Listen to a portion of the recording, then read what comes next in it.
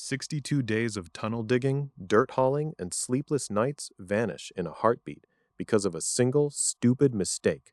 You can outsmart guards, bypass laser grids, and fool thermal cameras, but you cannot outsmart your own ego.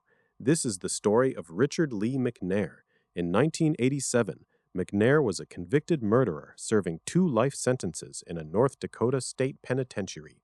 He wasn't a master criminal, but he was a master escape artist. He had something most prisoners lacked: patience. He started his first breakout by hiding in a ventilation duct.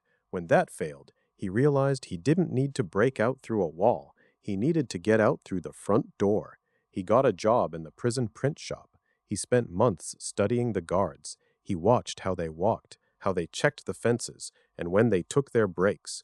He noticed they left their keys unattended for exactly 3 minutes during shift changes. On a Tuesday in 1987, he didn't run. He didn't fight. He walked out the front door wearing a pair of jeans and a denim jacket. He even managed to stop and ask a local police officer for directions, posing as a construction worker. The officer pointed him toward the highway, and just like that, he was gone. He lived as a free man for months, hiding out in motels and working odd jobs. But freedom is expensive, and luck eventually runs dry.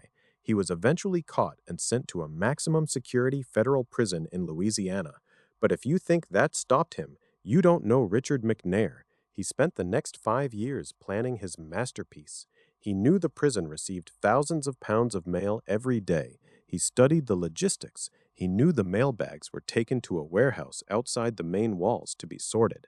So he built a custom escape pod. It was essentially a crate made of plywood, designed to fit inside a mail pallet. He rigged it with a breathing tube, a water supply, and a small flashlight. He crawled inside, pulled the pallet wrap over himself, and waited.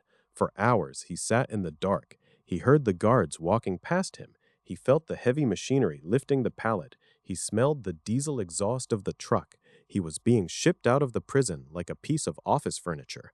The truck drove for miles. Finally, the vehicle stopped. The warehouse doors opened.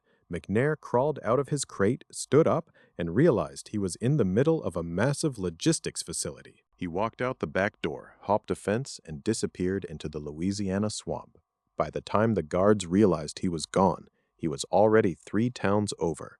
McNair spent the next year living in plain sight. He moved to Canada. He lived in small towns, worked as a handyman, and even dated. He was a ghost. He kept his head down. He paid his taxes. He didn't draw attention to himself. He was legally the most successful escapee in history. He should have gotten away with it forever.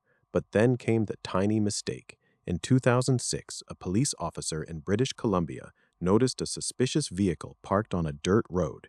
It was a common sight, really, just a guy pulled over near a bridge. The officer wasn't looking for a fugitive. He wasn't looking for a murderer. He was just doing a routine check. The officer walked up to the driver's side window. He saw a man who looked perfectly normal, maybe a little nervous, but who wouldn't be? The officer asked for his license. McNair handed it over. But as the officer turned to walk back to his patrol car, McNair did the one thing he shouldn't have done. He didn't peel out. He didn't pull a weapon. He didn't run. He panicked. He didn't realize that the officer had a dash cam. He didn't realize that his face was plastered on a show he had seen just days earlier. The officer returned to his car, looked at the screen, and saw a face that matched the man in the driver's seat perfectly. The officer walked back to the car and told him to step out. McNair's heart sank. He knew it was over. He wasn't caught because of a high-tech manhunt. He wasn't caught because of an informant. He was caught because he chose to pull over and rest at the wrong place, at the wrong time, in front of the one officer who bothered to stop. If he had kept driving, he would have been home in 10 minutes. If he had parked 50 yards down the road, the officer would have missed him entirely. Richard Lee McNair proved that you can beat the system, you can beat the walls, you can beat the guards, but you can never beat the sheer, chaotic randomness of reality. He spent 19 years as a free man, only to have it all erased by a 3-minute conversation with a bored cop on a lonely stretch of road. It serves as a brutal reminder. Success isn't always about how well you plan your next big move. Sometimes it's about how well you handle the silence, the boredom, and the tiny, insignificant details that you think don't matter. We spend our lives building elaborate systems to protect ourselves, to achieve our goals, and to escape our own versions of prison. We build the tunnels, we buy the gear, and we study the guards. But the universe doesn't care about your plan. The question isn't whether you can break out of your constraints. The question is whether you can handle the one variable you can't calculate. Because in the end, it's rarely the big mistakes that destroy us. It's the small ones we never saw coming. What is the tiny mistake that could end everything for you?